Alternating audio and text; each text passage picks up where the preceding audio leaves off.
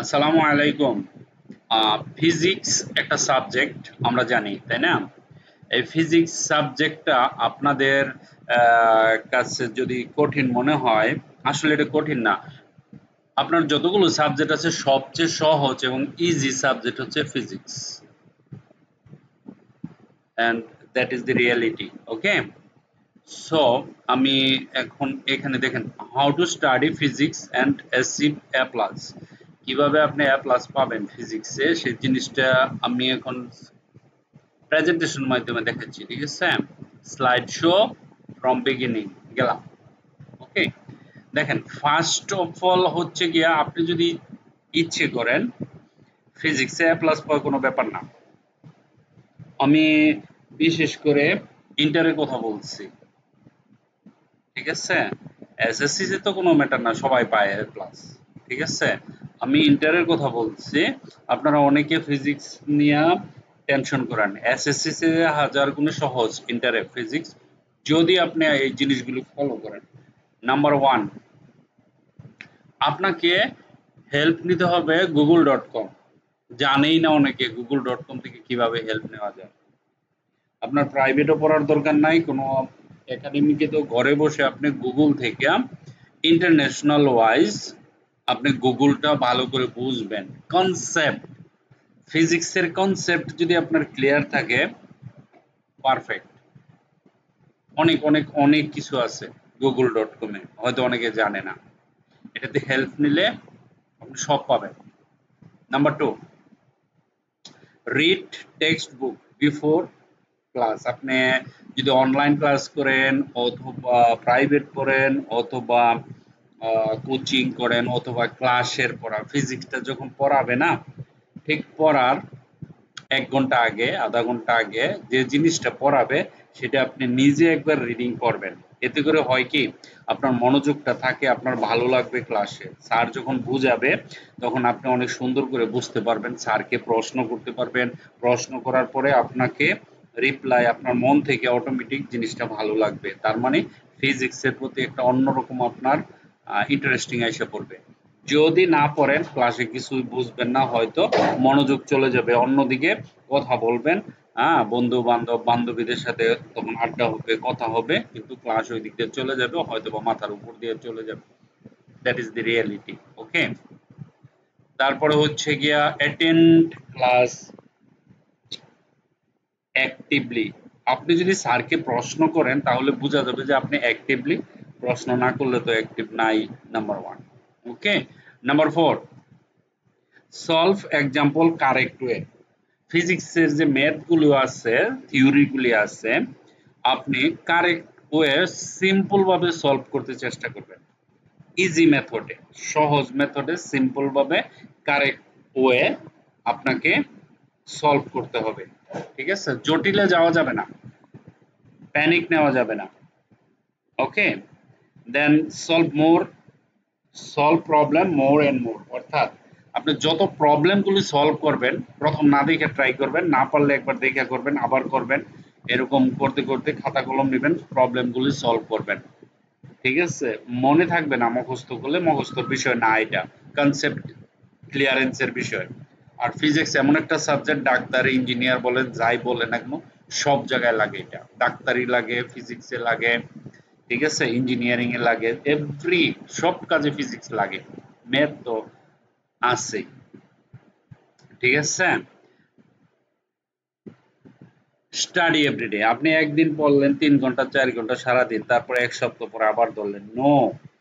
প্রতিদিন আধা ঘন্টা ১ ঘন্টা করে পড়েন, যতটুকু পড়েন রিপিট করেন জিনিসটা, দেখবেন আপনার মনে থাকবে, অনেক ভালো লাগবে। ঠিক আছে, কোনো ব্যাপারই না এ প্লাস পাওয়া ফিজিক্সে ইন্টারে। এসএসসির কথা তো বলবো, তার তো পাবে, এটা তো ইজি, একেবারে সহজ। রিড টেক্সট বুক। আপনাকে যত ধরনের বই থাকুক না কেন, আপনি একটা বা দুইটা টেক্সট বুক যদি কমপ্লিট করতে পারেন, দুইটা লিস্ট মিনিমাম দুইটা বুক, দুইটা বই আপনি, হ্যাঁ, রিডিং পড়ে পড়বেন, কনসেপ্ট গুলো, সাবজেক্ট গুলো, ঠিক আছে, ফিজিক্সের জিনিসগুলি পড়বেন। যেমন ব্যাক্টর যদি আপনি পড়েন, তো ব্যাক্টরের এক বইয়ে কি লিখছে আরেক বইয়ে কি লিখছে দুইটার সাথে রেফার করবেন, তুলনা করবেন। তার মানে আপনি অন্যান্য বইয়ের থেকে অনেক সাজেশন পাবেন, অনেক কিছু পাবেন। যেন আপনাকে বলবে যে এই সাজেশনগুলো আর কিচ্ছু পড়া লাগবে না। অনেক টিচারই বলে, অনেক টিচার বলে আমার এই নোটটা যদি পড়েন আর কিছু, এগুলো ভুল ধারণা। কারণ হচ্ছে আপনি কখনো ভালো রেজাল্ট করতে পারবেন না আপনি যদি কোনো একটা দুইটা তিনটা নোট ফলো করেন, মেন বই যদি না পড়েন ভালো রেজাল্ট আসবে না। কারণ হচ্ছে কোথাও না কোথাও স্কিপ হয়ে যাবে। মেন বই পড়ার উদ্দেশ্য হলো কোথাও কোনো স্কিপ হবে না, যেখান থেকে প্রশ্ন করুক সেখান থেকে আপনি পারবেন। ঠিক আছে? আপনি কম্পিউটার শিখতেছেন ভালো কথা, কম্পিউটারের পাশাপাশি যারা স্টুডেন্ট আছে, আর ভিডিওটা শুধু সাধারণত স্টুডেন্টদের জন্য। ঠিক আছে? আমি মাঝে মাঝে এরকম ভিডিও দেই আপনাদের ভালোর জন্য, আপনাদের ভালো হোক, ভালো করে লেখাপড়া করেন। এই কনসেপ্ট গুলো মোবাইল দিয়ে উঠায় নেন। আমি যেভাবে বলছি এইভাবে যদি আপনি পড়েন, কোনো টিচার লাগবে না, কোনো কোচিং লাগবে না, কোনো গাইড লাগবে না, কিচ্ছু লাগবে না। আপনি মেন বই, ঠিক আছে? আর আপনার টিচার, তারপরে আপনার এই যে গাইড বুক, এই বুক, সেই বুক, অমুক বই, সবগুলো বইয়ের মূলে একটাই বুক, সেটা হচ্ছে google.com। google.com এ এভরিথিং সব পাওয়া যায় সহজ ওয়ে, ইজি ওয়ে, আপনাকে বলে দিবে সব। ঠিক আছে? কোনো গার্জিয়ান হয়তো তাকে সিস্টেম দিচ্ছেন না, মোবাইল দিচ্ছেন না, ল্যাপটপ দিচ্ছেন না। কিন্তু এইটা একেবারে ভুল ধারণা। কারণ হচ্ছে এখন ইন্টারনেটের যুগ, ইন্টারনেটে সবকিছু হয়ে গেছে। ঠিক আছে? আপনি অবশ্য আপনি এখন মেট্রিক পাস করে ইন্টারে পদার্পণ করছেন, তাই না? তো এখন আপনাকে অবশ্য ল্যাপটপ থেকে জিনিসগুলি বের করতে হবে, গুগলে সার্চ দিবেন, সার্চ দিয়ে এটা কিভাবে সলভ করছে, ইউটিউব আছে, ইউটিউবে দেখবেন, লেকচার দেবেন, বড় বড় টিচারদের লেকচার দেখবেন, এটা গুগলে সার্চ দিবেন, বেসিক কনসেপ্টটা ক্লিয়ার হয়ে যাবেন, তারপরে প্রবলেম গুলো সলভ করবেন, দেখবেন আপনার জন্য পানির মতো হয়ে গেছে। কেন আপনি ঘন্টার পর ঘন্টা অনলাইনে টিচারদের কাছে বসে থাকবেন, ঘন্টার পর ঘন্টা গিয়ে ওইখানে গেলেন, কোচিং এ গেলেন, গিয়ে আড্ডা মারলেন, ওখানে কোচিং এ কি হয় সেটা আমরা জানি। ঠিক আছে? আপনি গেলেন ওইখানে, স্যারে পড়ায়, কত সময় মনোযোগ আছে, কতক্ষণ ধরে আড্ডা শুরু হয়ে যায়, স্যার অনেক সময় ঢিলা হয়ে যায়, দেখা যাইতেছে পোলাপান তো পড়বে, মাত্র শুরু না। আপনি এখন থেকে বি অ্যালার্ট হয়ে যান। এবং আপনাকে যদি ইন্টারে যদি আপনাকে ডাক্তার, ইঞ্জিনিয়ার বা জীবনে যদি একটা কিছু করতে হয়, আপনাকে অবশ্য এই রুলস গুলো ফলো করতে হবে। Study everyday, read text book, take help from google.com, read text book before class. Class এটা মোস্ট ইম্পর্টেন্ট। ক্লাসে যাওয়ার আগে আপনি একটু পড়ে যাবেন, দেখবেন আপনার ক্লাসটা মজা লাগবে। আর ক্লাস যদি মজা না লাগে কিছুই ভালো লাগে না। অ্যাটেন্ড ক্লাস, অ্যাটেন্ড অর্থাৎ ক্লাসে অবশ্যই আপনি প্রশ্ন করবেন। চুপচাপ বসে রইলেন, আপনি বুঝছেন ঠিক আছে, কিন্তু চুপচাপ বসে রইলেন, নো, নো ওয়ে। আপনি জানতেছেন এটা, আপনি স্যারকে টক্কর দেন, স্যারকে জিজ্ঞেস করেন, স্যার এটা কিভাবে, আপনি পারেন সেটাই, তারপরেও স্যারকে জিজ্ঞেস করেন, স্যার এই সলভটা এইভাবে না করে এইভাবে যদি করি তাহলে কেমন হয়।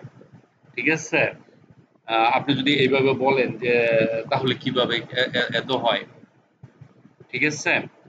ওকে। তারপরে ধরেন সলভ এক্সাম্পল কারেক্ট ওয়ে, আপনি একটা সলভ করলেন, কিন্তু আপনি কারেক্ট ওয়ে করলেন, স্যার এক ওয়ে করলো, কিন্তু আপনি জানেন যে এটা আরেকটা সহজ ভাবে করা যায়, স্যারকে প্রশ্ন করবেন, স্যার আমি যদি এটা এইভাবে করি তাহলে কি হবে না? স্যার কি রিপ্লাই দেয় দেখেন। স্যার যদি বলে না হবে না, চুপচাপ বসে থাকেন, আপনি আপনারটা বুঝে নিয়েছেন। ঠিক আছে? Solve problem more and more, যত প্রবলেম সলভ করবেন 100% শিওর আপনার ফিজিক্সে নলেজ তত বাড়বে। ঠিক আছে? কথাগুলো দরকার এই জন্য যে আপনি যদি এই সিস্টেমগুলো এখন থেকে ফলো করেন, আপনি কখনো খারাপ রেজাল্ট করবেন না। মানে এ প্লাস তো আসবেই, তার উপরেও যদি কিছু আসে সেটা আসবে। হ্যাঁ, আমি ইন্টারের কথা বলছি। ঠিক আছে? আসবে আসবে। Thank you very much for watching this video. Bye by.